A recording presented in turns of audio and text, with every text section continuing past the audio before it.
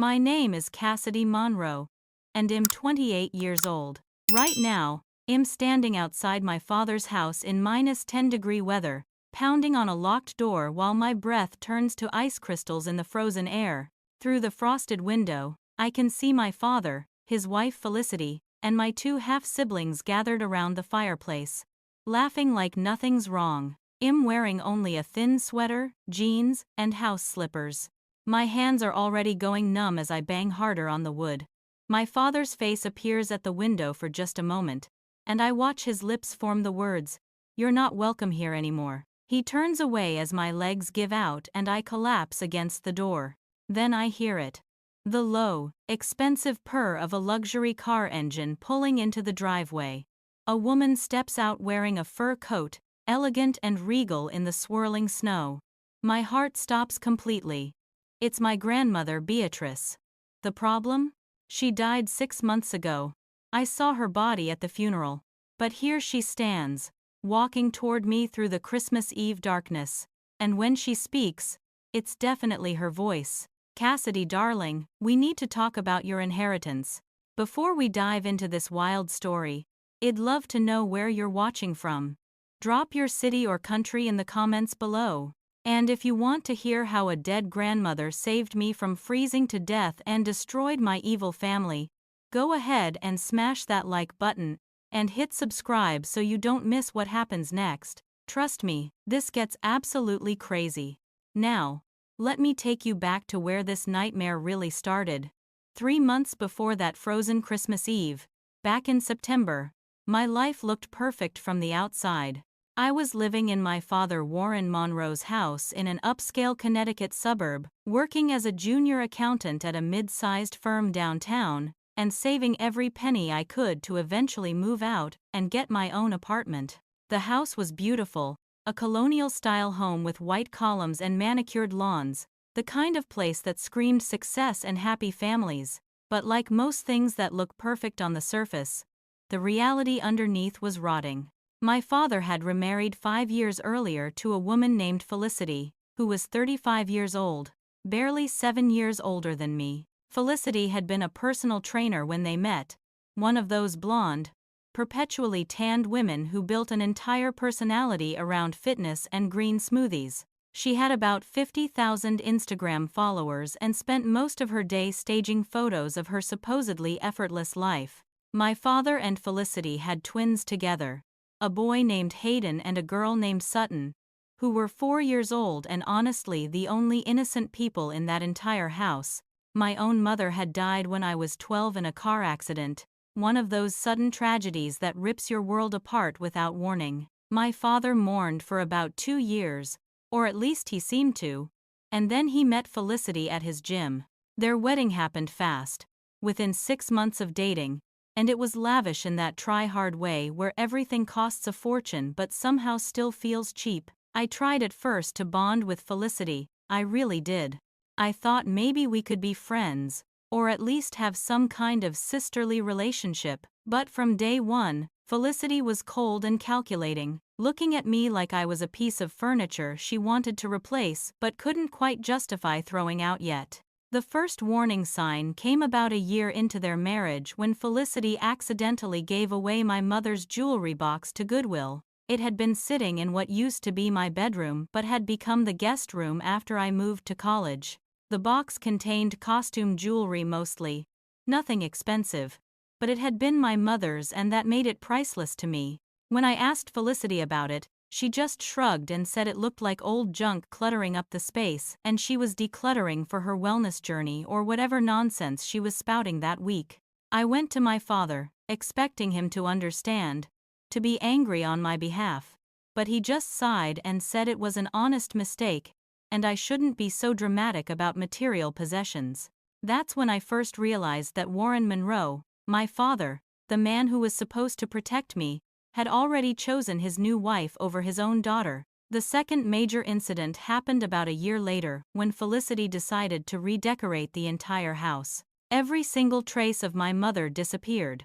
The family photos that had lined the hallway were replaced with black and white abstract prints. The comfortable, worn furniture my mother had chosen was hauled away and replaced with stark white couches and glass tables. The garden my mother had spent years cultivating, full of roses and lavender and herbs, was torn up completely to make room for an infinity pool that Felicity wanted for her Instagram content. I watched from my bedroom window as workers ripped out my mother's rose bushes, and I felt like they were ripping out pieces of my heart. When I confronted my father about it that evening, he barely looked up from his phone.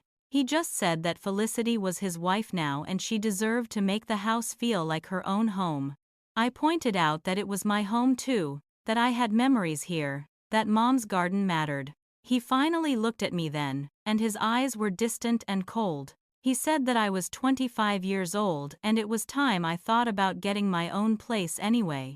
That conversation made something shift inside me. I realized that I had already been demoted in my father's life, pushed from daughter to inconvenient remnant of a past he wanted to forget. Shortly after that, I was moved from my childhood bedroom into the smallest room in the house, a former storage space that barely fit a twin bed and a dresser.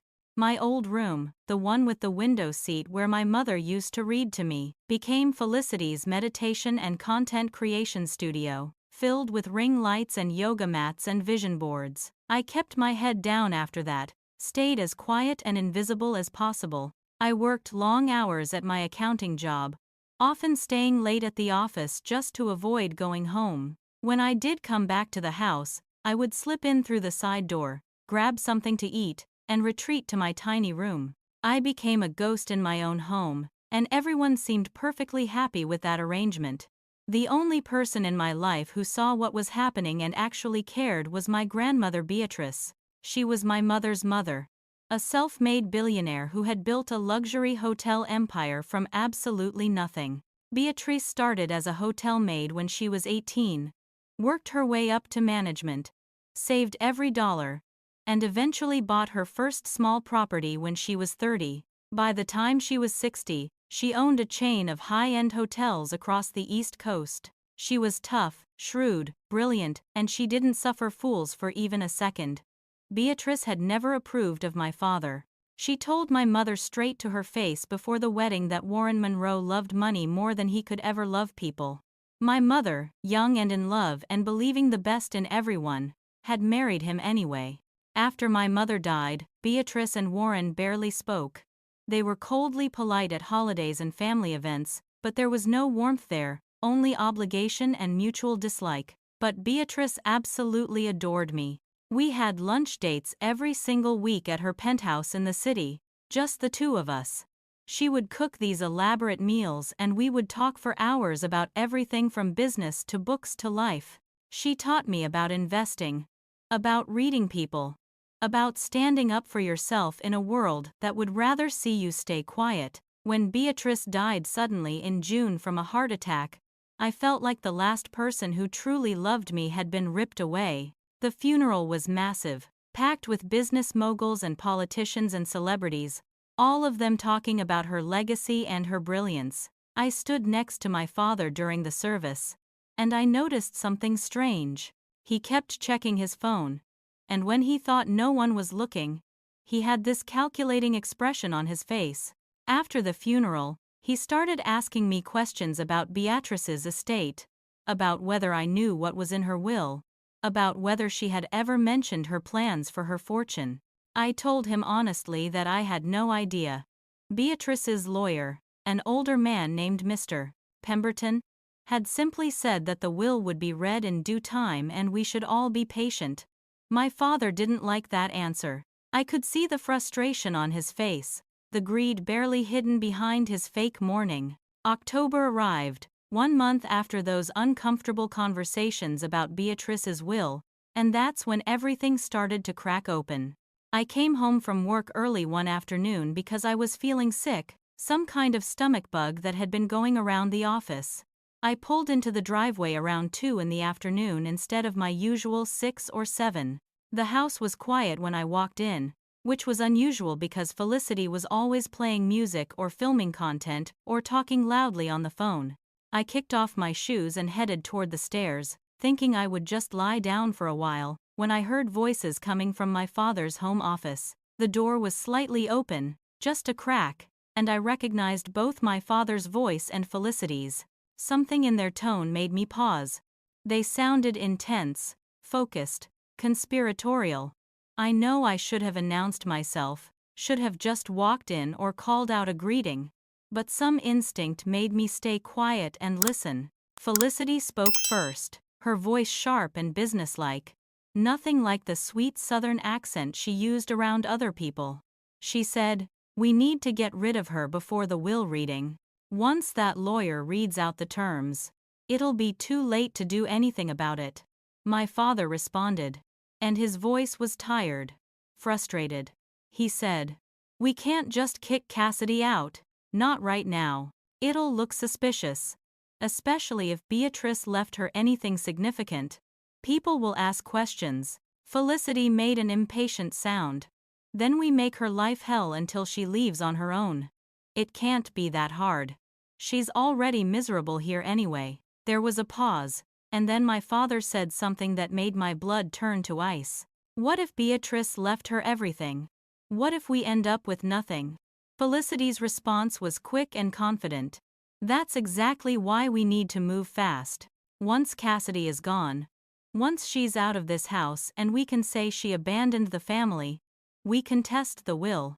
We say Beatrice was mentally unstable in her final months, that she was manipulated, that the will isn't valid. We have the resources to fight it, but we need Cassidy isolated and powerless first." I stood in that hallway, my hand pressed against my mouth to keep from making a sound, and felt my entire world shift under my feet. This wasn't just casual cruelty or thoughtless selfishness. This was a plan. They had been plotting this, probably for weeks or even months, figuring out how to get rid of me so they could steal whatever inheritance Beatrice might have left me. Warren Monroe, my own father, the man who was supposed to love me unconditionally, was actively scheming to rob me. I backed away from the door as quietly as I could, grabbed my shoes, and slipped back out of the house.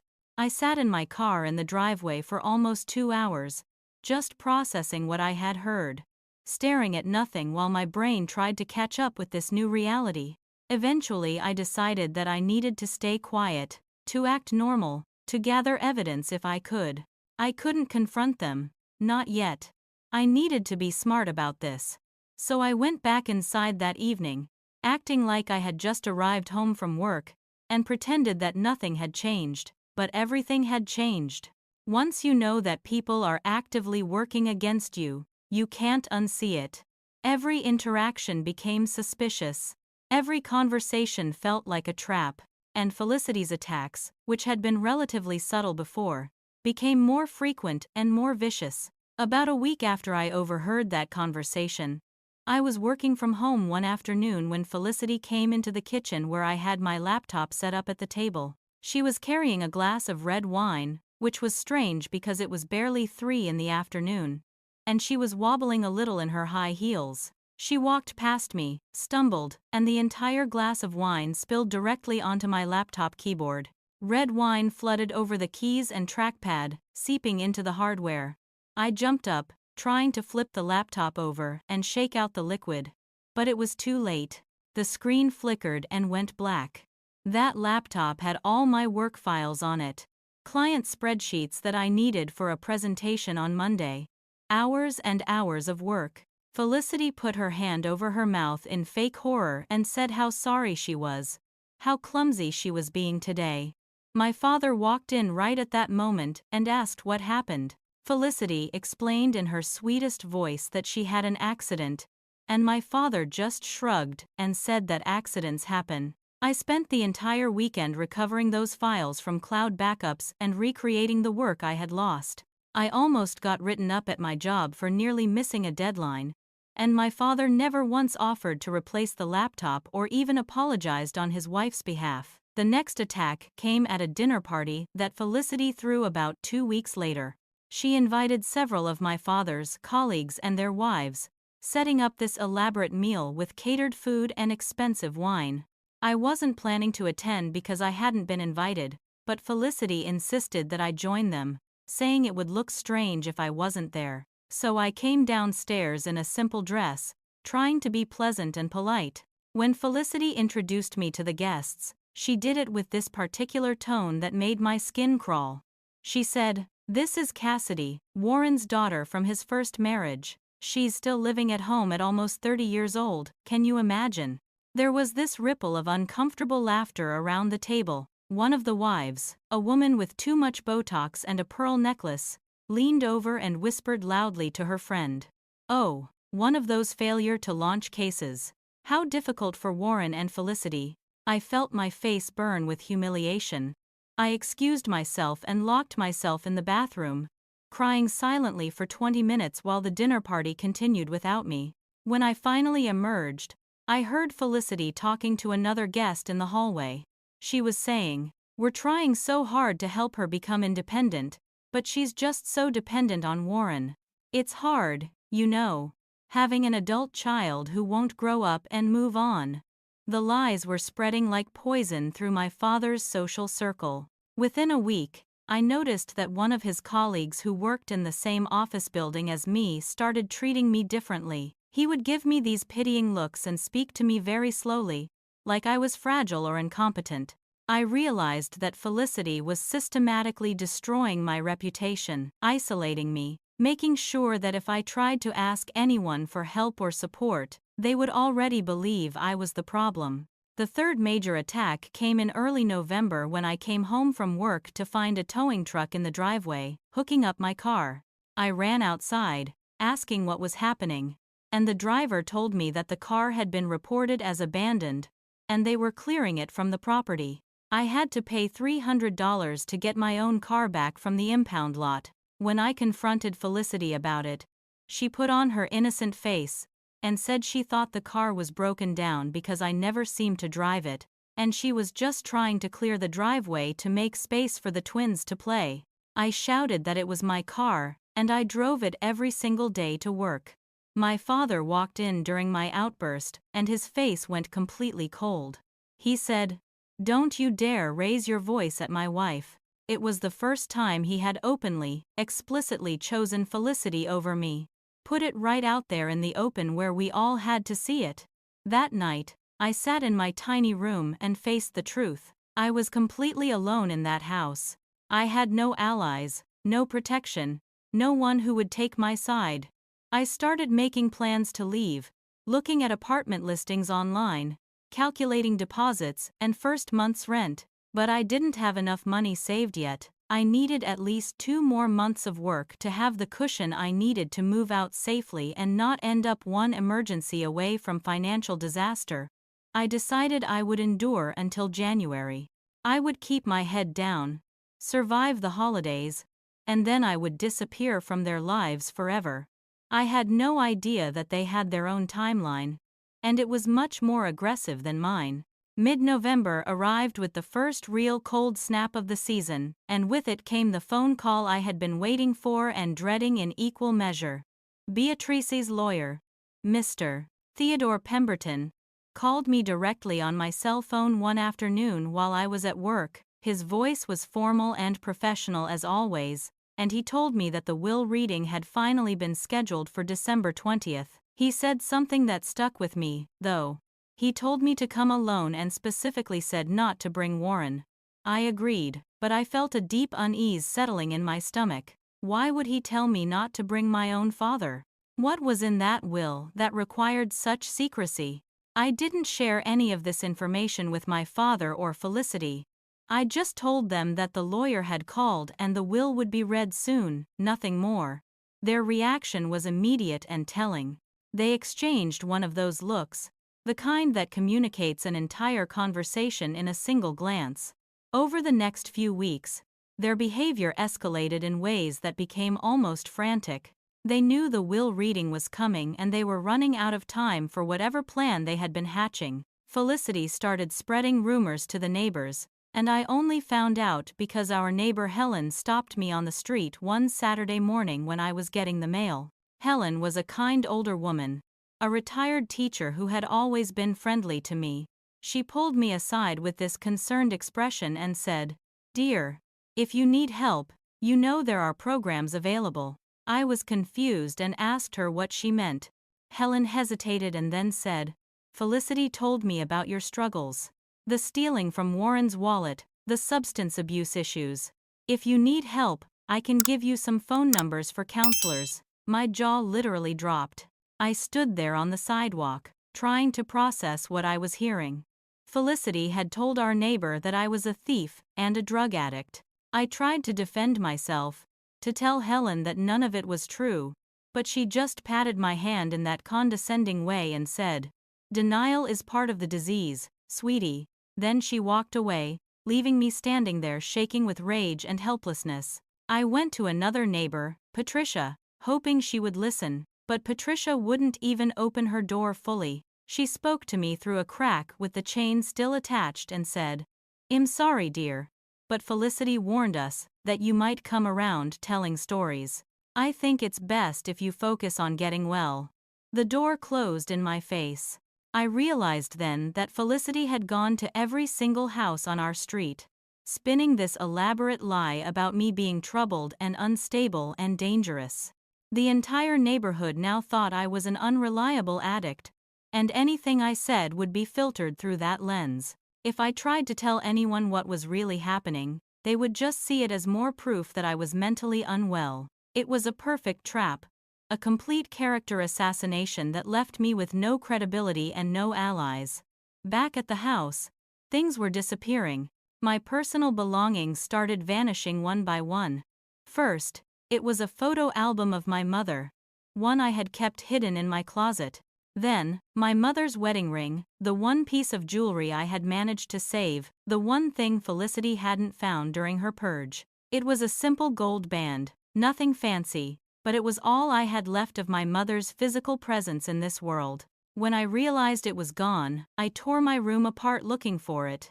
I knew exactly where I had kept it, in a small box in my dresser drawer, but it was just gone. I confronted Felicity that evening. She was in the kitchen, preparing some elaborate healthy meal, and documenting it for Instagram. I asked her directly if she had been in my room, if she had taken my mother's ring. She looked up at me with these wide, innocent eyes, and said she hadn't seen any ring. She suggested that maybe I had misplaced it, and then she added, You've been so forgetful lately, Cassidy, are you feeling all right?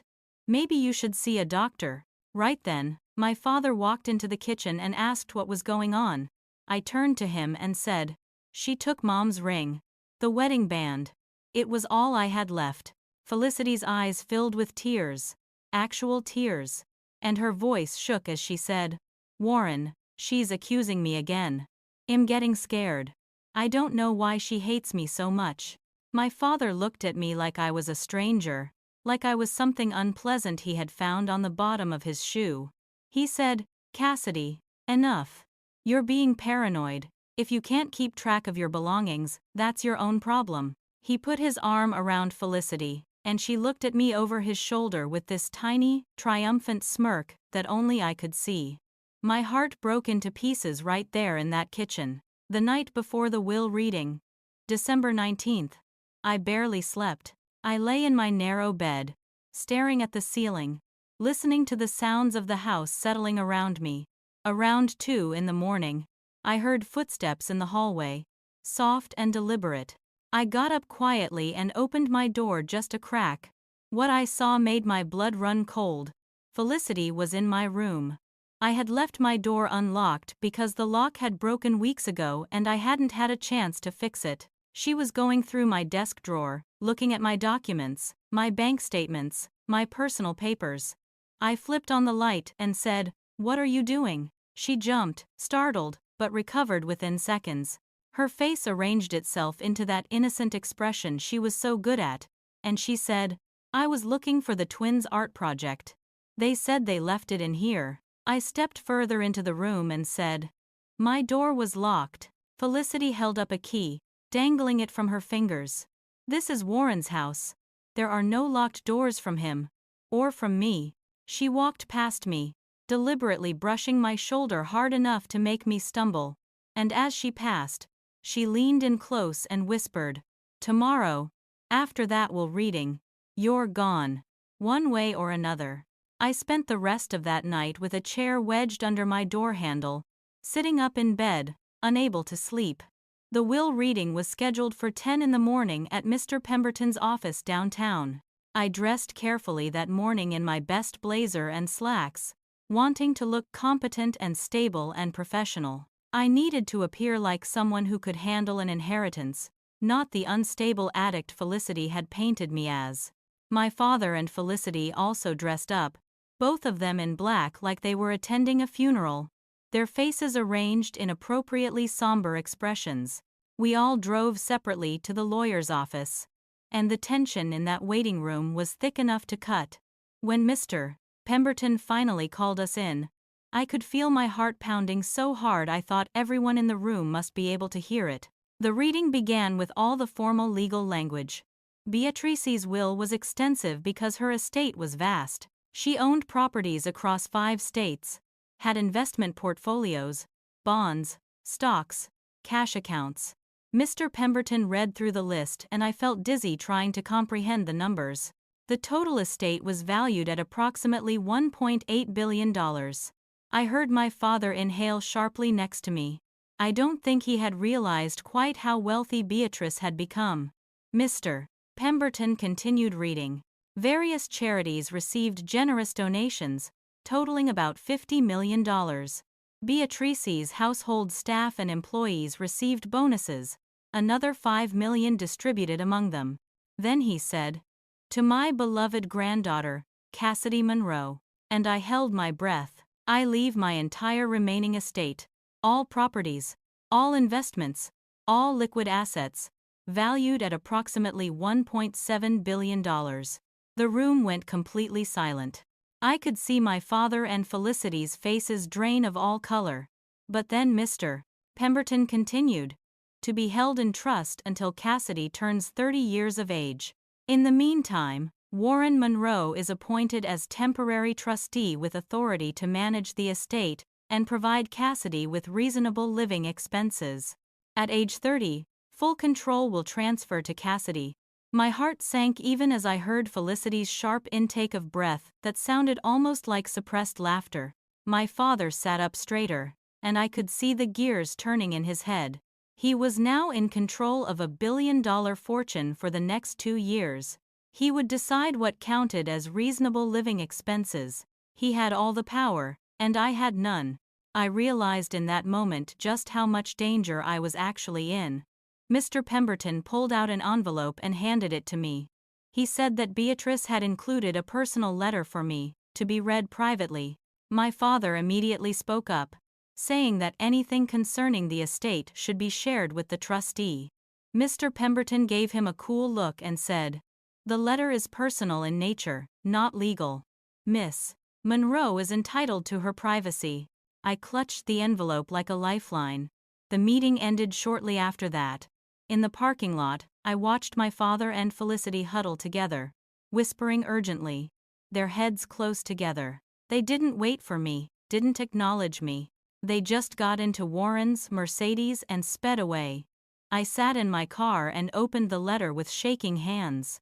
My grandmother's familiar handwriting covered the page. "Darling Cassidy, if you're reading this, then I'm gone. And I'm so sorry I can't be there to protect you in person anymore. I don't trust your father. I never have. This trust arrangement is a test, a way to see if he shows his true colors. But I've protected you, I promise. There's a provision in the will, a safeguard. If anything happens, if Warren abuses his position as trustee, or if you're in any danger, contact Pemberton immediately. He knows what to do. I've made sure you'll be taken care of, no matter what. All my love always, Grandmother B." I read the letter 3 times, trying to understand what provision she was talking about, what safeguard she had put in place. I decided I would call Mr. Pemberton after the weekend and ask him to explain. But I didn't know I wouldn't get that chance. I didn't know that my father and Felicity had already decided on their timeline, and it was much faster than I could have imagined. December 24th arrived, Christmas Eve, just 4 days after the will reading. The house looked like something out of a magazine spread, decorated with a 12-foot Christmas tree covered in white lights and silver ornaments, garlands draped over every surface, candles flickering in the windows. It was all Felicity's doing, staged perfectly for her Instagram audience who ate up her perfect family content. The last 4 days had been strange and tense. Warren and Felicity were constantly whispering to each other, stopping abruptly whenever I entered a room. They looked at me differently now, not even trying to hide their calculating stares. I felt like prey being circled by predators. The twins, Hayden and Sutton, were the only bright spots, excited about Christmas and innocent to all the darkness swirling around them. I had bought them presents weeks ago, small toys and books that I had hidden in my closet, planning to give them on Christmas morning. That morning, Christmas Eve day, I went to work even though most of the office was closed for the holiday. I just wanted to be anywhere but that house. Around 3 in the afternoon, I got a text from my father. It said, "Family meeting tonight, 6 p.m., be home." Those 4 words filled me with dread. I knew this wasn't going to be a pleasant holiday chat. I finished up at the office and drove home, arriving around 5:30. The house smelled incredible when I walked in. Roast turkey, fresh cookies, cinnamon and pine. Felicity had outdone herself with the holiday cooking, and it felt surreal. Like walking into a Christmas card that was hiding something rotten underneath all the pretty decorations. I found Felicity in the kitchen and asked if she needed any help. She didn't even look up at me, just said, "We're fine, go wait in the living room." I did as I was told because fighting over something so small seemed pointless. At exactly 6 o'clock, we gathered in the living room. The twins were sent upstairs to play in their room. It was just my father, Felicity, and me, sitting in that beautifully decorated space with a fire crackling in the fireplace. The scene looked cozy and warm, but the atmosphere was ice cold. My father cleared his throat in that way he did when he was about to say something he had rehearsed. He said, "Cassidy, we need to discuss your living situation." My heart started pounding. I asked, "What about it?" Felicity jumped in, her voice sweet as poisoned honey. "You're almost 30 years old. It's time you lived independently, don't you think?" My father continued, "We've decided it's time for you to move out." I felt the room tilt around me. I asked, "When were you thinking?" Expecting him to say in a month or after the holidays. My father looked me right in the eyes and said, "Tonight." The word hung in the air like a bomb. I couldn't breathe for a moment. "It's Christmas Eve," I managed to say. Felicity smiled, and there was nothing kind in it. "Which is why we're giving you this gift. The gift of independence. The chance to start fresh." I turned to my father, pleading now. "Dad, please, can we at least discuss this after the holidays?" But his face was set, decided. "The decision is final. We've already packed your things." He pointed to 3 cardboard boxes sitting by the front door. My entire life, everything I owned, crammed into 3 cardboard boxes like trash being thrown out. I asked, "Where am I supposed to go?" Warren shrugged. "You have an inheritance now. Figure it out." I felt panic rising in my chest. "The trust doesn't give me access to any money until I'm 30. You know that. You're the trustee." My father's expression was cold. "Then I'll give you a monthly allowance. $2,000. That should be enough." I did the math in my head, knowing the cost of living in Connecticut. $2,000? Rent alone costs more than that in this area. Felicity waved her hand dismissively. "Then move somewhere cheaper. There are plenty of affordable places if you're willing to compromise." My father stood up, clearly done with the conversation. "This is our home. Our family. You need to build your own life now." My voice cracked as I said, "I'm your daughter. I am your family." Warren looked away, couldn't even meet my eyes when he said, "You're my obligation from a previous life. I've fulfilled it. You're an adult now. Time to act like one." The words hit me like physical blows. Each one landed in my chest and took my breath away. I tried one more time, desperate. "Mom would be ashamed of you." Warren's face hardened instantly. "Don't you dare speak about her." You don't get to use her memory to manipulate me. He walked to the front door and yanked it open, letting in a blast of freezing air. Get out. You have 5 minutes to take your things and leave. I moved like I was underwater, everything slow and dreamlike and horrible. I walked to those 3 boxes and opened one. My clothes were thrown in, not even folded, just crumpled up like they didn't matter. I looked through the other boxes quickly, searching for the photo album of my mother, the few pieces of jewelry, the important documents I kept in my desk. None of it was there. Where's my mother's album? Her jewelry box? My birth certificate and social security card. Felicity examined her manicure, bored. Must have gotten lost in the move. These things happen. She smiled at me, and I knew in that moment that she had destroyed it all or sold it or hidden it somewhere I would never find it. Rage built up inside me, hot and overwhelming. You're planning to steal my inheritance through the trust, aren't you? That's why you want me gone. So I can't watch what you're doing with the money. Warren's silence was all the answer I needed. I pushed harder. I'm going to contact Mr. Pemberton. I'm going to tell him what you're doing. Warren's expression turned dangerous. You do that, and I'll cut off your allowance entirely. As trustee, I have full discretion over what constitutes reasonable living expenses. I can decide that you need to learn financial independence and give you nothing. Try living on nothing and see how far you get. I realized the trap I was in. If I fought back, if I contacted the lawyer or made any trouble, Warren would use his power as trustee to leave me with absolutely nothing. I would be homeless and broke, with no way to fight a legal battle. Felicity looked at an imaginary watch on her wrist. Clock's ticking. Cassidy. Your 5 minutes are almost up. I picked up the first box, carried it to my car in the driveway. The cold was already biting through my thin work clothes. I made a second trip, then a third. Warren and Felicity stood in the doorway the entire time, watching me like security guards making sure a thief left the property. They didn't help, didn't offer to carry anything, just watched. When I loaded the last box into my trunk, I turned back to face them one more time. Can I at least come back tomorrow for Christmas dinner? To see Hayden and Sutton. Felicity's smile was cruel. We're having an intimate family Christmas.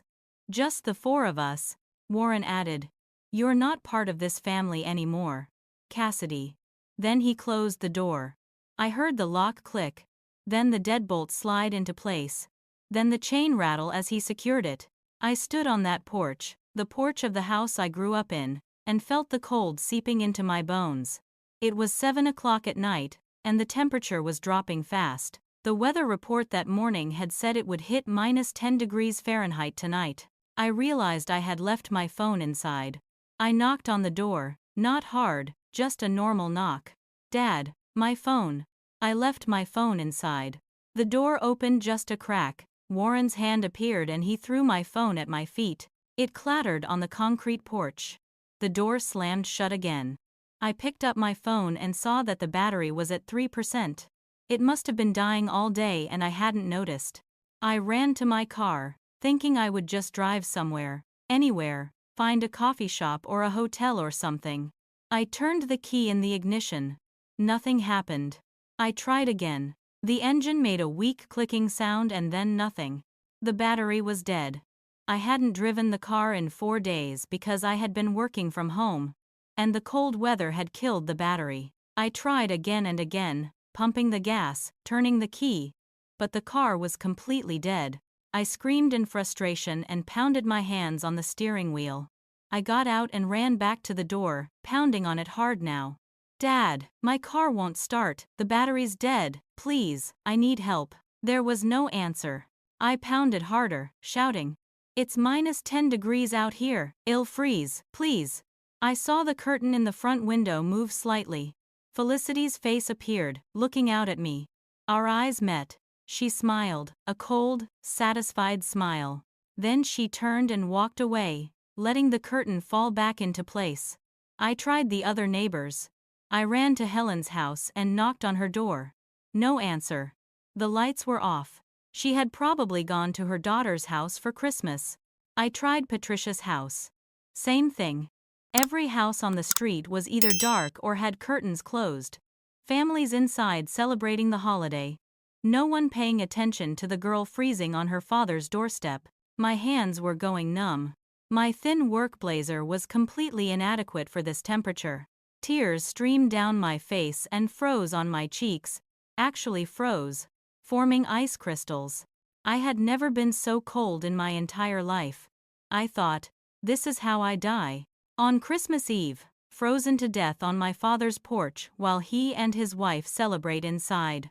My lips were turning blue and I couldn't feel my feet anymore when I heard it. The sound of a car approaching, a deep, expensive purr of a luxury engine. Headlights swept across the driveway.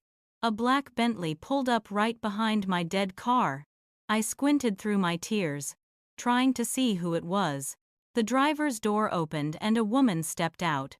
She was wearing a fur coat, elegant and regal, moving with confidence and grace.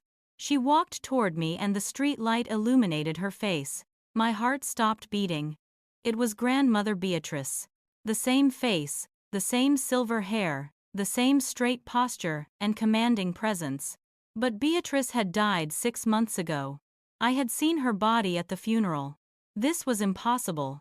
The woman spoke and it was Beatrice's voice, warm and familiar. "Hello, Cassidy darling."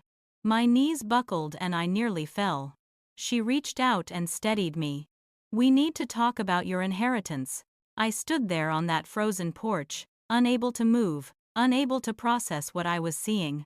My voice came out as a whisper. "You're dead. I saw you. I was at your funeral.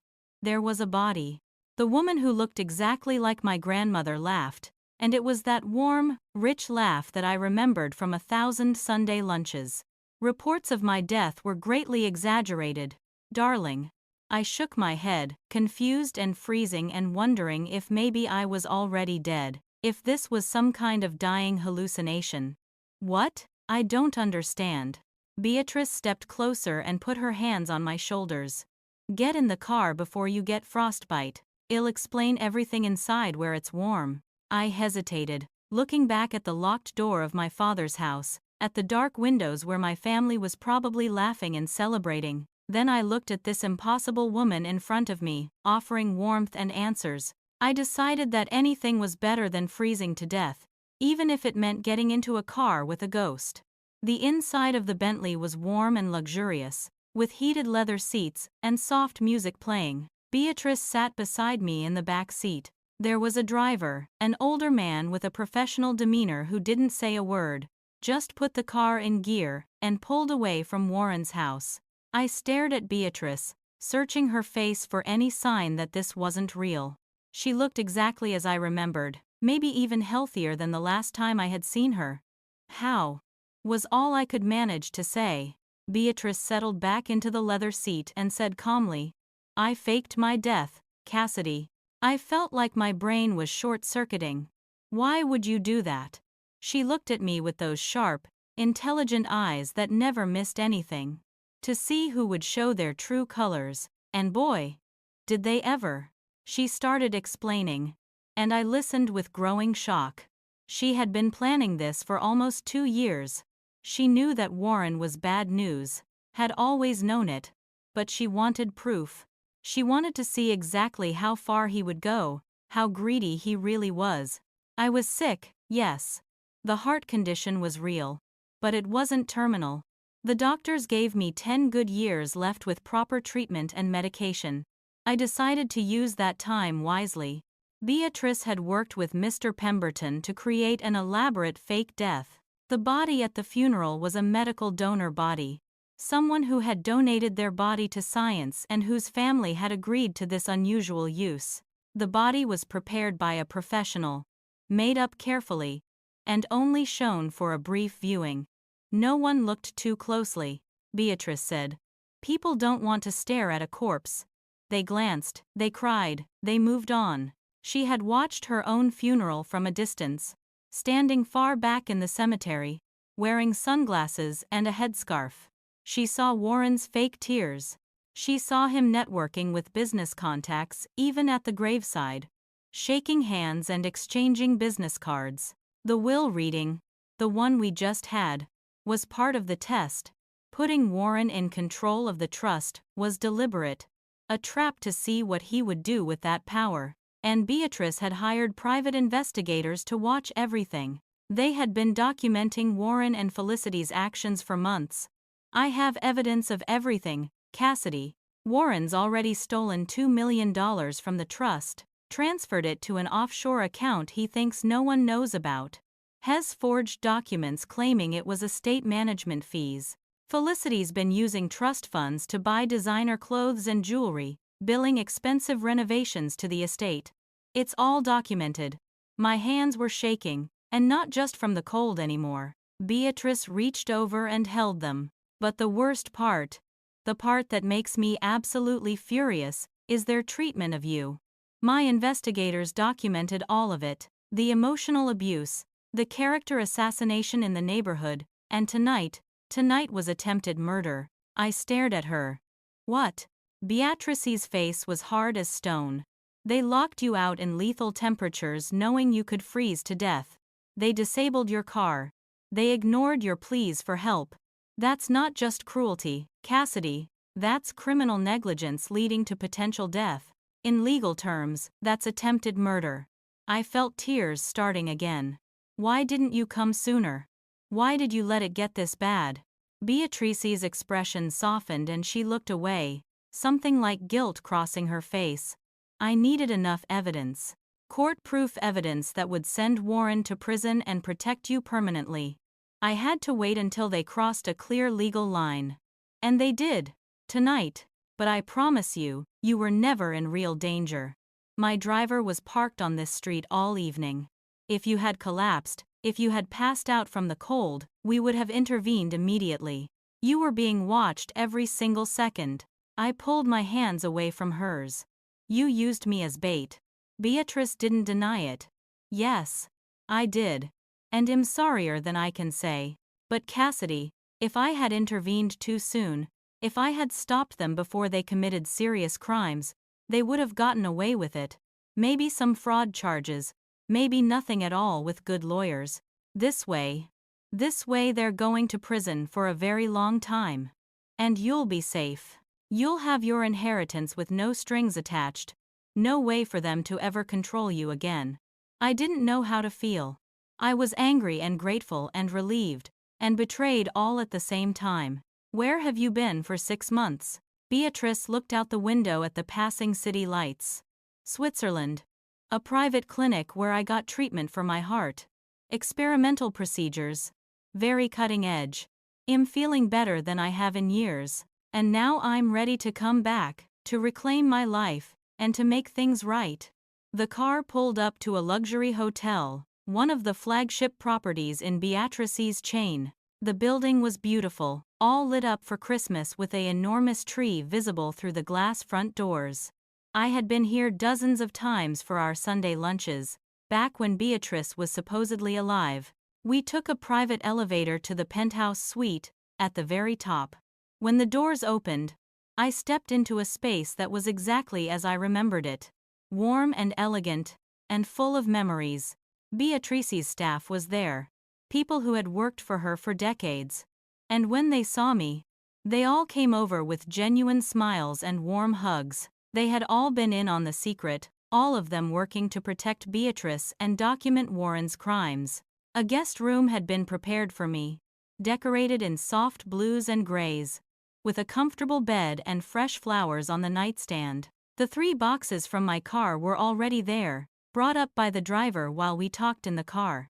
I sank onto the plush sofa in the living room and tried to make sense of everything. What happens now? Beatrice sat across from me, pouring tea from a silver pot. Tomorrow, Christmas Day, we go to the police. We file criminal charges against Warren and Felicity. I've already contacted Mr. Pemberton and informed him that I'm alive. The real will is different from what was read at that meeting. You get everything immediately, no trust, no conditions. No Warren having any control at all. She slid a tablet across the coffee table toward me. I want you to see what I have. What my investigators have been gathering. I picked up the tablet and started scrolling through. There were photographs, videos, financial documents, everything meticulously organized. I saw Warren meeting with shady accountants, saw documents with forged signatures, saw bank transfers to offshore accounts. I saw Felicity charging thousands of dollars in purchases to estate accounts. I saw photos of myself over the past months, and I was shocked by how miserable I looked in them. Thin and tired and defeated, like a different person. I hadn't realized how bad it had gotten until I saw myself through an outside lens. Tears fell down my face as I looked through the evidence. Beatrice moved to sit next to me and pulled me into a hug. "I'm so sorry I put you through this, Cassidy. I'm sorry I wasn't there to protect you in person. But you're safe now. You're free. And tomorrow, we're going to burn their whole world down." I woke up on Christmas morning in the most comfortable bed I had slept in for months. Maybe years. For a moment, I was disoriented, forgetting where I was. And then it all came flooding back. Beatrice was alive. My father had tried to kill me. Everything was about to change. I got up and followed the smell of coffee and fresh pastries into the dining room. Beatrice was already there, dressed casually but elegantly, and she had laid out a breakfast spread that looked like something from a fancy hotel brunch. Croissants and fruit and perfectly prepared eggs Benedict. "Merry Christmas, darling," she said with a genuine smile. We ate together, talking about small things, normal things, and it felt like old times, like those Sunday lunches we used to have before everything fell apart. At 9 in the morning, Mr. Pemberton arrived carrying several large folders and a briefcase. We moved to Beatrice's home office and spread everything out on the large desk. Warren's embezzlement was laid out in detailed spreadsheets. He had stolen not just $2 million, but $2.3 million total, siphoned off through fake invoices and forged signatures.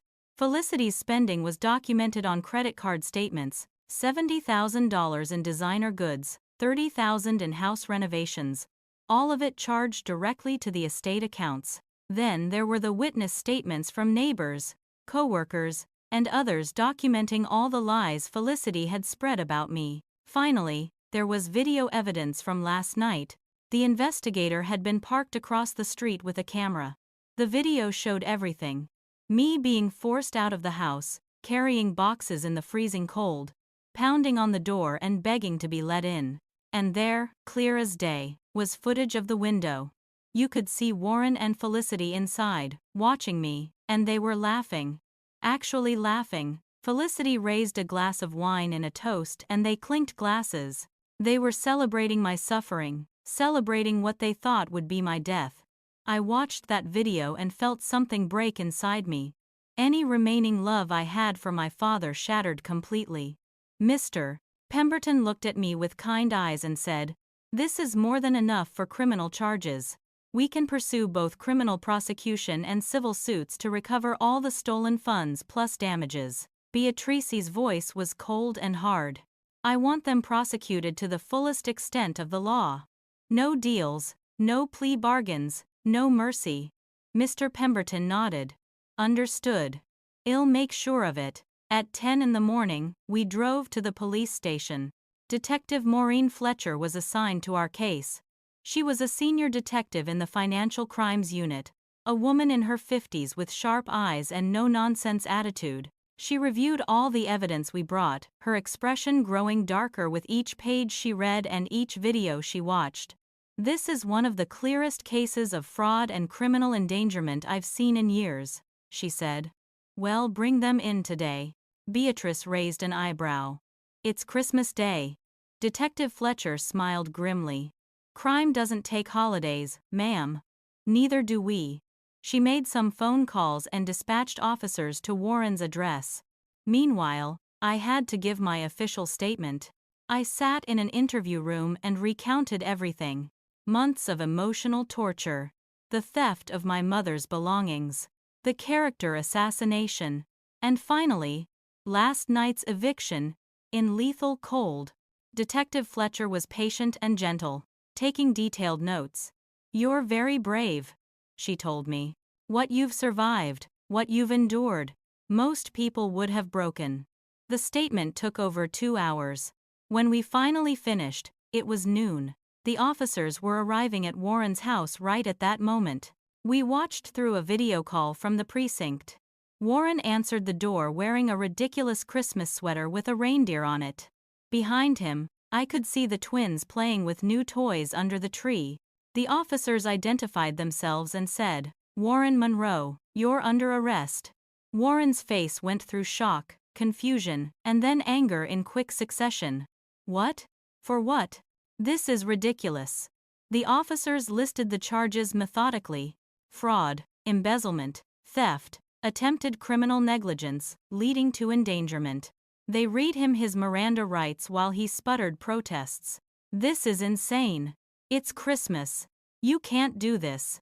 Felicity came running to the door, her hair in curlers, her face without makeup. "What's happening? Warren, what's going on?" The second officer turned to her. "Felicity Monroe, you're also under arrest on charges of conspiracy to commit fraud, accessory to theft, and criminal endangerment." Felicity let out a scream that was almost inhuman. "No! You can't! What about the children?" The officer's voice was calm and professional. "Child Services has been notified. Someone will be here shortly to take temporary custody." Warren's face went white. "Who filed these charges? Who did this?" The officer looked directly at the body camera, knowing we were watching. "Beatrice and Cassidy Monroe filed the charges, sir." Warren's knees actually buckled. "Beatrice is dead. She's been dead for 6 months." The officer almost smiled. "Apparently not, sir. She's very much alive and very angry." Warren looked at the camera and I knew he could see me standing in the background at the precinct. His face twisted with pure hatred. "You ungrateful little," the officer cut him off. "Sir, I remind you that anything you say can and will be used against you in a court of law." They handcuffed both of them. The twins started crying in the background, scared and confused. Our neighbor Helen came rushing over from her house and took the children, holding them close and whispering that everything would be okay. She looked at Warren and Felicity with pure disgust on her face. "I knew something was wrong," she muttered. "I should have seen it sooner." Warren and Felicity were loaded into separate patrol cars and driven to the precinct. When they brought Warren in through the booking area, his eyes found mine immediately. The hatred in them was shocking in its intensity. "You did this. On Christmas Day. What kind of person are you?" I stood up straighter and looked him right in the eyes. "You threw me out to freeze to death. On Christmas Eve. So I'd say we're pretty evenly matched." Then Beatrice stepped into view from behind me. Warren actually stumbled backward when he saw her. "You. But you're." "The funeral. The body." Beatrice's smile was cold. "Surprise. All arranged. I wanted to see your true nature, Warren. Congratulations. You exceeded even my worst expectations." Warren's face turned red. "You manipulative witch. This is entrapment." Beatrice just laughed. "Officer, my former son-in-law seems to be becoming aggressive." The officers pulled Warren away to a holding cell. They brought Felicity in next, and when she saw Beatrice, she literally fainted. The officers had to catch her and revive her with smelling salts. When she came to, she was hysterical. "Ghost. She's a ghost. She's dead." Beatrice leaned down so they were face to face. "Very much alive, Felicity. And very, very angry." Felicity started screaming about entrapment, about illegal surveillance, about how this wasn't fair. Detective Fletcher shut her down quickly.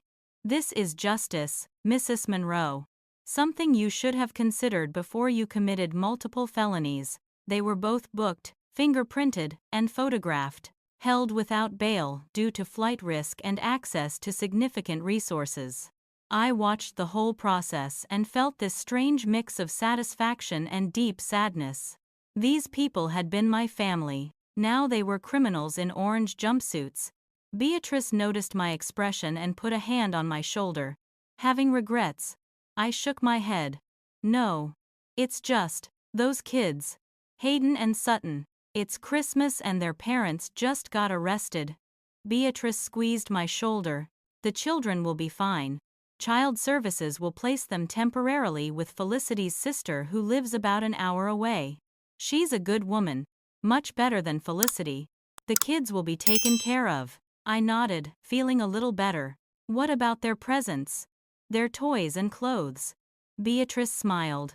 I've already arranged for someone to collect everything from the house and deliver it to them. The children won't suffer for their parents' sins, I promise you that. Detective Fletcher approached us. We'll need you both back for the formal arraignment hearing. Day after tomorrow, December 26th. For now, go enjoy what's left of Christmas. We left the precinct and stepped out into the snowy afternoon. The city looked beautiful, peaceful, like a snow globe scene. It was the complete opposite of the nightmare I had experienced less than 24 hours ago. Boxing Day, December 26th. Arrived cold and bright. The arraignment hearing was scheduled for 10 in the morning at the county courthouse. When Beatrice and I arrived, the building was packed. The media had gotten wind of the story. Billionaire fakes death to catch family in fraud was the headline on every local news site. There were cameras everywhere, reporters shouting questions. Security had to escort us through the crowd and into the building. The courtroom was standing room only. Warren and Felicity were brought in wearing orange jumpsuits, looking exhausted and defeated. Their public defender, a young man who looked completely overwhelmed, sat with them at the defense table. The prosecutor was a sharp woman in her 40s who laid out the evidence with devastating precision. The video of Christmas Eve played on screens throughout the courtroom. I heard gasps from the gallery when people watched me pounding on that door, begging to be let in. While the temperature display showed -12 degrees, the judge, a stern older woman, watched the video with a hardening expression. The financial records were presented next. Millions of dollars stolen, every transaction documented and traced. Warren's lawyer tried to argue that, as trustee, Warren had the authority to make management decisions about the estate funds. The prosecutor demolished that argument. $2 million transferred to secret offshore accounts? That's not management, Your Honor. That's theft. The lawyer had no response. Felicity's charges were detailed: conspiracy, accessory to fraud, and attempted murder by criminal negligence. Felicity started crying, loud theatrical sobs. I didn't try to kill anyone. I would never. The judge looked at her coldly. You locked someone outside in temperatures cold enough to cause death within hours. Whether you pulled a trigger or turned a key, the intent to cause serious harm or death was present. The bail hearing began. The prosecutor argued that both defendants were severe flight risks. Warren had offshore accounts and international connections. Felicity was married to a man with significant resources. Both had shown willingness to break laws to protect their interests. The defense argued they had ties to the community and 2 small children who needed them. They had no prior criminal records. They weren't dangerous. The judge took less than 5 minutes to deliberate. Bail is denied. The severity of the charges combined with clear evidence of financial manipulation and offshore accounts indicates a high probability of flight. The defendants will remain in custody until trial. Warren exploded out of his seat. This is persecution. This is a witch hunt. That woman faked her own death and you're taking her side. The judge's gavel came down hard. Mr. Monroe, one more outburst and I will add contempt of court to your charges. Do you understand? Warren sat down, his face red with rage, but he kept his mouth shut. The trial date was set for March 15th, about 3 months away. Warren and Felicity were led away back to holding. As they passed our table, Warren looked at me with such venom that I actually felt it like a physical force. Felicity was crying so hard she could barely walk. Outside the courthouse, the media swarmed again. Cameras flashing, microphones thrust in our faces, everyone shouting questions at once. Cassidy, how do you feel? Beatrice, why did you fake your death? Was it worth it? Security pushed through the crowd and got us to the car. Back at the penthouse, I collapsed on the sofa, completely drained. "This is absolutely insane," I said. Beatrice poured us both tea and sat down next to me. "Welcome to being wealthy and newsworthy. It does get easier with time." Over the next few weeks, the fallout spread through every aspect of Warren and Felicity's lives. Felicity's influencer career was destroyed overnight. Every sponsor dropped her immediately. Her Instagram comments were flooded with thousands of messages calling her a monster, a thief, a would-be murderer. She eventually deleted the entire account. Warren's professional reputation was demolished. Colleagues distanced themselves, put out statements saying they had no knowledge of his criminal activities. The firm where I worked even released their own statement saying that I remained an employee in good standing and that they supported me fully. They actually promoted me to senior accountant, gave me a raise, and a corner office. The irony wasn't lost on me. Neighbor testimonials started appearing in local news stories. Helen gave an interview where she said, "I believed Felicity's lies about Cassidy. I thought that poor girl was troubled when really she was being abused right under our noses. I feel terrible. We all failed her." Patricia and other neighbors echoed the same sentiment. The court of public opinion was completely on my side. Articles called me a brave survivor and compared my story to a Cinderella tale gone horribly wrong. I didn't respond to any interview requests. It was all too raw, too public, too much. But I read the articles and I saw that people believed me, supported me, and that helped. Felicity's sister Margot reached out through Mr. Pemberton. She had temporary custody of the twins and wanted me to know how sorry she was. "I never liked Felicity's marriage to Warren," she wrote. "Something always felt wrong about it. I'm so sorry for what she did to you." I called Margot and we talked for over an hour. She told me the twins were asking about me constantly, wanting to know where I was and when they would see me again. I visited them the next week. Margot lived in a small but warm house about an hour north. When I knocked on the door, Hayden and Sutton came running, screaming "Cassie," and throwing themselves at me. I knelt down and hugged them both, fighting back tears. They asked where I had been and why their parents had to go away. I chose my words carefully. "Your mom and dad made some bad choices. They hurt people, including me. So they have to go away for a while to face consequences for those choices." Hayden, who was the more serious of the twins, asked, "Are they coming back?" I decided to be honest. "I don't know, buddy. That's up to the judges and the courts." Sutton looked up at me with big eyes. "Will we still see you?" My heart broke into pieces. "Anytime you want. I promise." Margot squeezed my shoulder. "They love you. You're their big sister. And whatever happens with Warren and Felicity, I want you to be part of their lives." I agreed immediately, and became a regular visitor. Every weekend, I would drive up and take the twins to the zoo or the movies or just to the park. I wanted to give them some stability while their world was falling apart. In January, more revelations came to light as the investigation deepened. Warren's fraud went back years, much further than just Beatrice's estate. The forensic accountants discovered that he had stolen from my mother's life insurance policy. When she died, there had been a payout meant to create a college fund for me. Warren had used that money, over $200,000, to invest in a business venture that failed. The money was gone and I had never known it existed. I had always wondered why there was no college fund, why I had to take out massive student loans when my mother had been careful about planning for the future. Now I knew. Warren had stolen my future years ago. Additional charges were filed. More potential years added to his prison sentence. I sat in Beatrice's penthouse and cried, processing this new layer of betrayal. Every struggle I had been through. Every semester I worked 2 jobs to pay tuition. Every time I ate ramen noodles for dinner because I couldn't afford anything else. All of it could have been avoided. Warren had destroyed my chances and then blamed me for not being successful enough.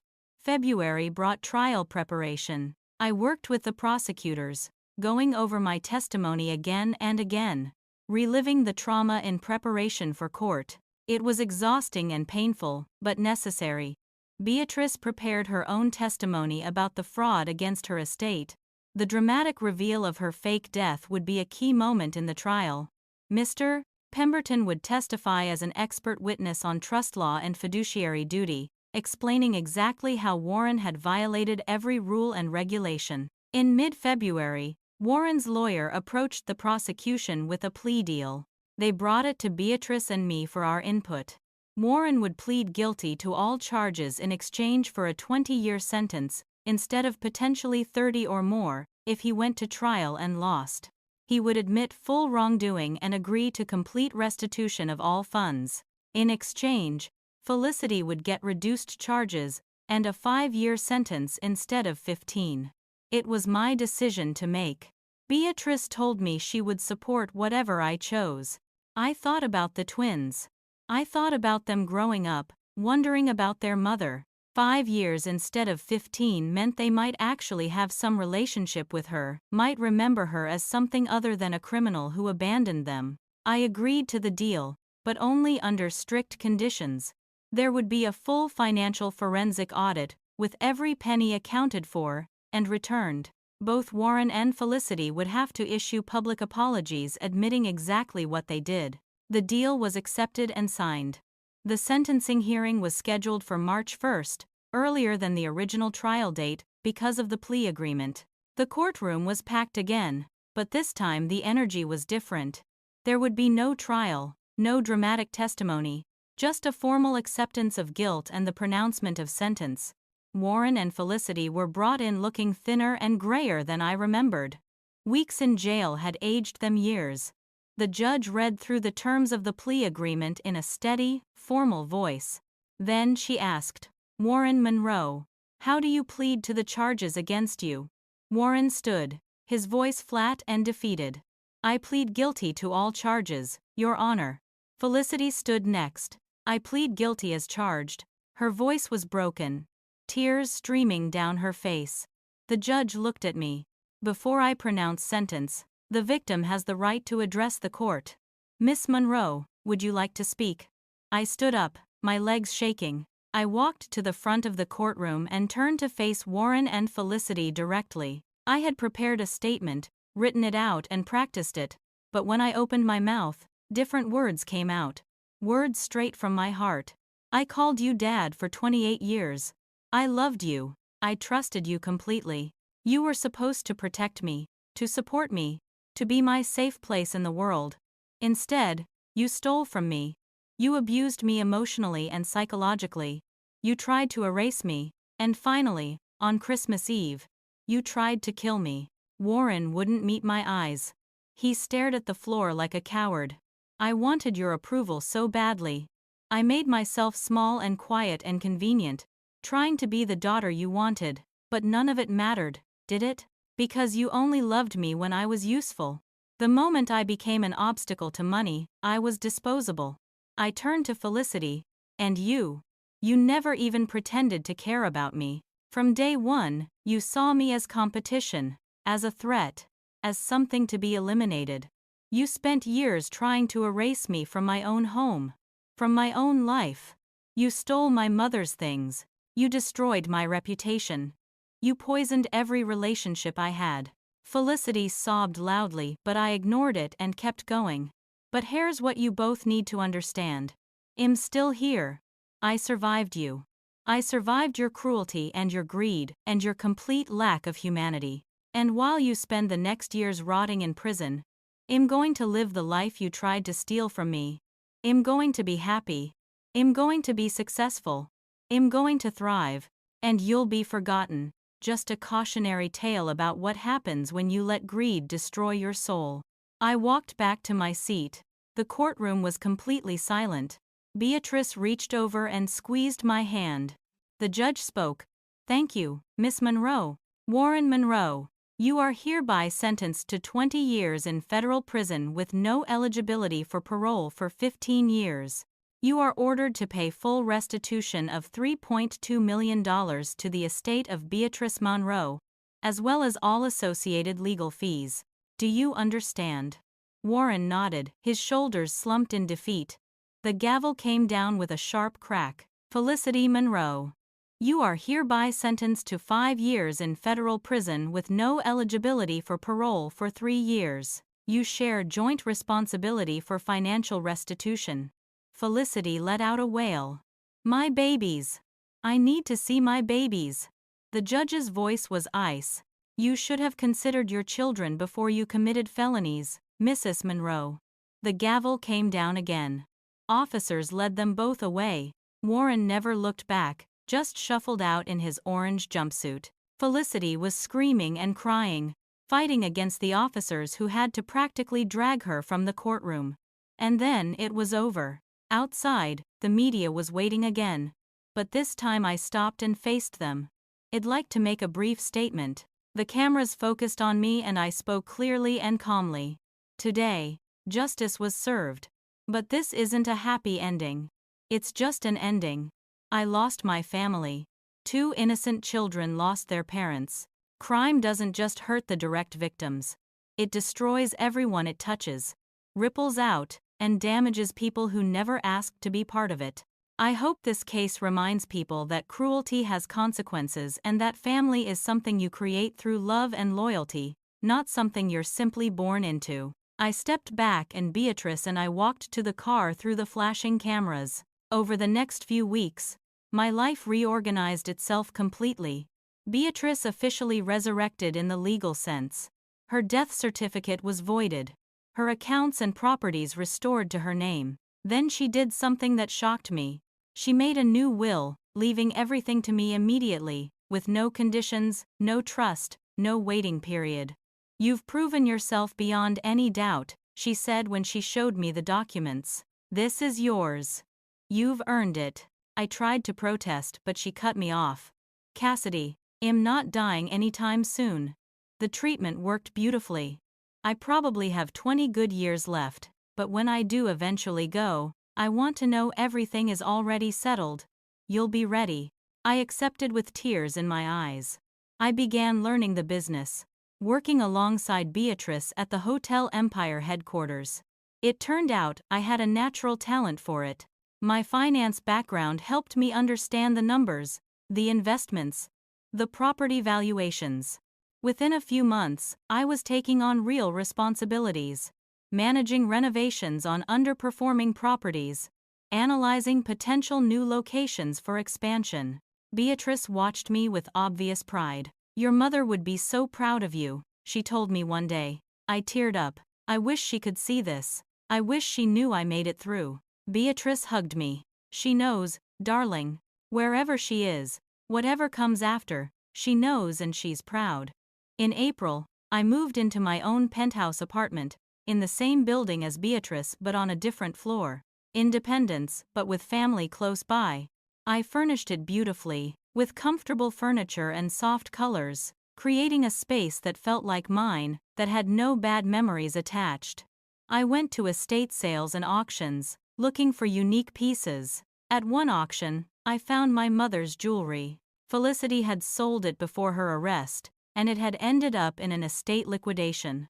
I bought every single piece, spent $30,000 to get it all back. It was worth every penny. I displayed the jewelry in a glass case in my living room. My mother's memory preserved and honored. The twins visited every weekend. Margot was grateful for my help, and the kids loved having me in their lives. I taught them things that Beatrice had taught me.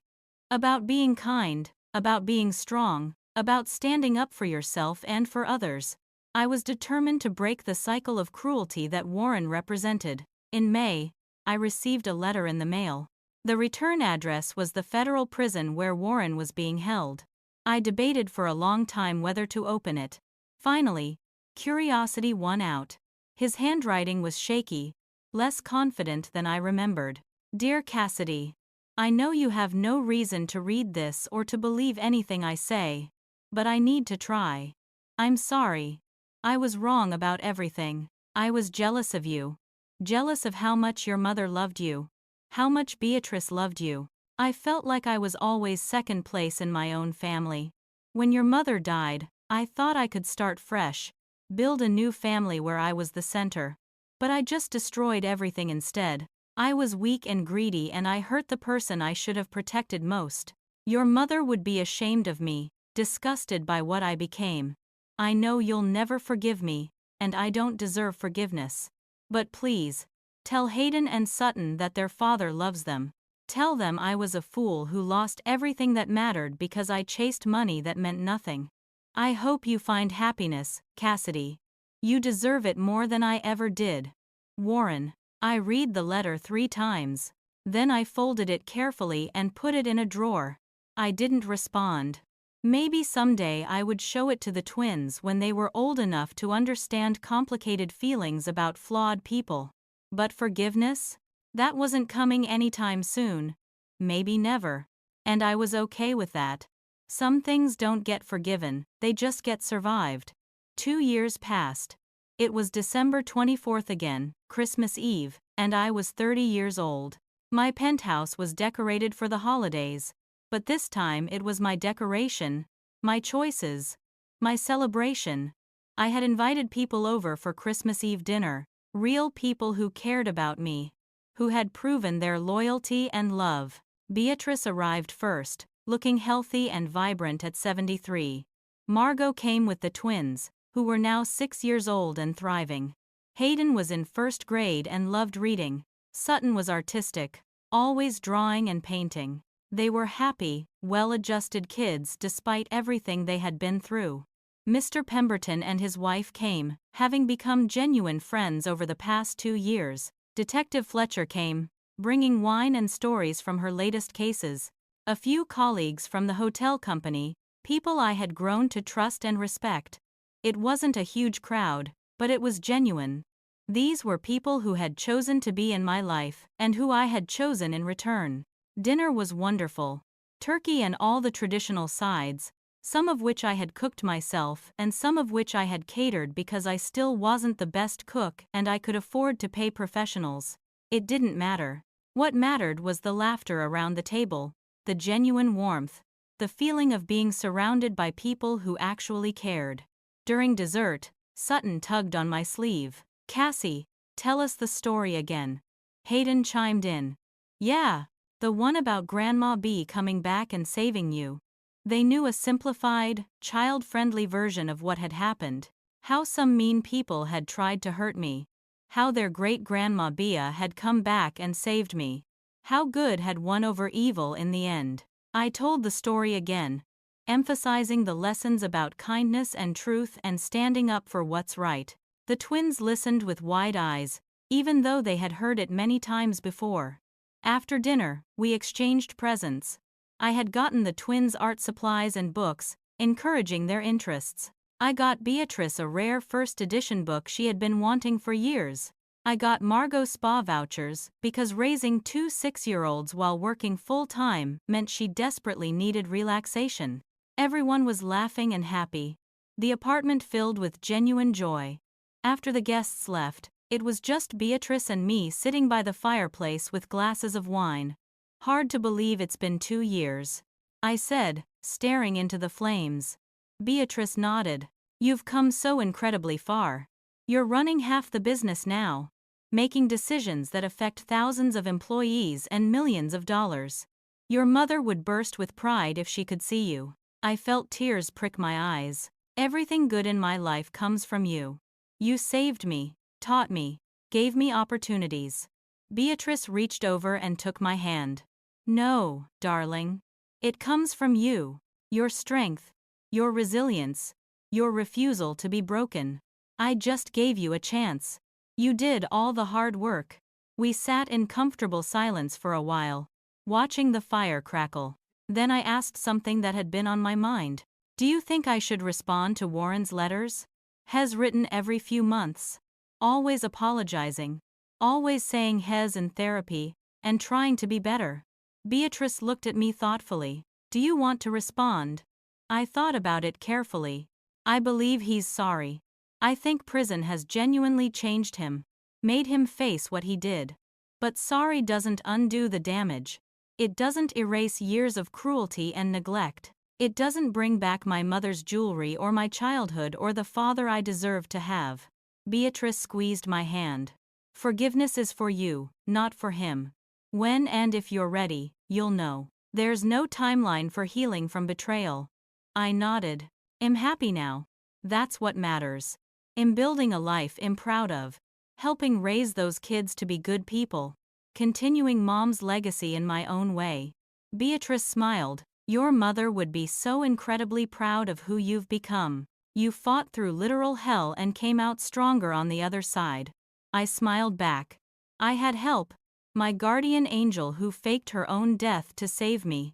We both laughed at the absurdity of it all. Desperate times called for desperate measures, Beatrice said. But it worked. We exposed the evil, saved you, secured your future. It was worth all the drama and complicated planning. I reflected on the journey. 2 years ago on this exact night, I was locked outside in lethal cold, convinced I was going to die alone and unloved. Now I was successful, secure, surrounded by genuine love and family that I had chosen. My life had completely transformed. What was the hardest part? Beatrice asked. Of everything you went through, what hurt the most? I thought for a long moment, accepting that my father never really loved me, that I had spent my entire life fighting for approval that was never going to come, that no matter what I did or how perfect I tried to be, I was never going to be enough for him. That realization was devastating. Beatrice nodded, understanding in her eyes. But, she prompted. I smiled. But it freed me. Once I stopped seeking his validation, I could build my own sense of worth. And it turns out, I'm actually pretty great. I grinned, and Beatrice laughed. Yes, you absolutely are. We raised our wine glasses in a toast. To survival, Beatrice said. To justice, I added. To new beginnings and chosen family. We clinked glasses and drank. I looked around my beautiful home. Thought about the business successes I had achieved. The twins laughing earlier tonight.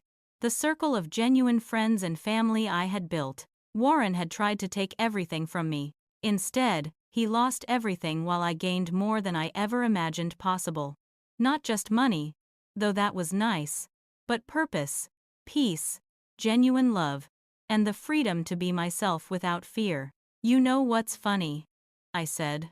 Beatrice raised an eyebrow. What's that? I smiled. Warren tried to destroy me so he could steal my inheritance.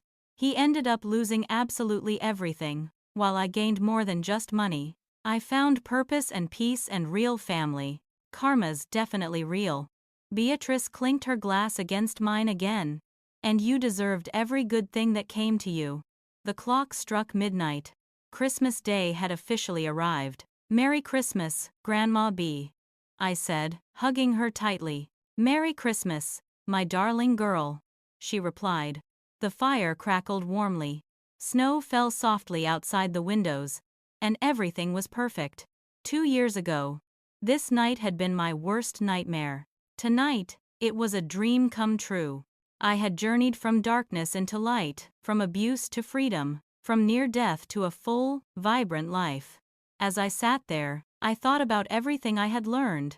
People ask me now if I'm still angry. The honest answer is, sometimes. Grief and rage don't just disappear, they don't have an expiration date. But they don't control me anymore. I've learned that surviving isn't enough. You have to build something beautiful from the ashes. My father tried to destroy me, but he only destroyed himself. And me? I became everything he feared. Strong, independent, successful, genuinely happy, and completely beyond his control or influence. That's the real victory. Not revenge, not even justice, though those mattered, but thriving anyway. Living well, as they say, is truly the best revenge. And I'm living very, very well indeed. I stood at the window later that night, looking out over the city lights. I owned a piece of this city now, through the hotel empire that I helped manage. My future was bright and full of possibility. I turned away from the window and walked back to the warmth, back to Beatrice, back to the life I had built. I closed the curtain on the past and opened the door to the future. This, I whispered to myself, is my real inheritance. Not money, not property, not material things, but the strength to survive even the worst betrayal, the courage to stand up and fight back, and the wisdom to build something beautiful from the ruins. Thank you, Grandma B, for everything.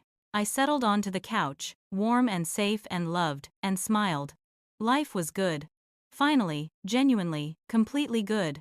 So, what about you? Have you ever had to cut toxic family members out of your life? Have you ever discovered that someone you trusted was betraying you behind your back? Drop your story in the comments below because I read every single one and I love hearing from you. And if this story resonated with you, if you believe in karma and justice, and the power of surviving against all odds, please hit that like button. It really helps the channel grow and helps more people find these stories. Subscribe if you haven't already so you never miss another story about survival, justice, and the strength of the human spirit. Share this video with anyone who needs to hear that they can survive family betrayal and come out stronger on the other side. Thank you so much for watching and for being part of this community. Remember, your worth is not determined by people who were too broken to see it. You are strong. You are valuable. And you deserve to be loved and respected. Merry Christmas, Happy Holidays, and may your new year be filled with genuine love, real family, and the courage to walk away from anyone who doesn't deserve you. Stay strong out there.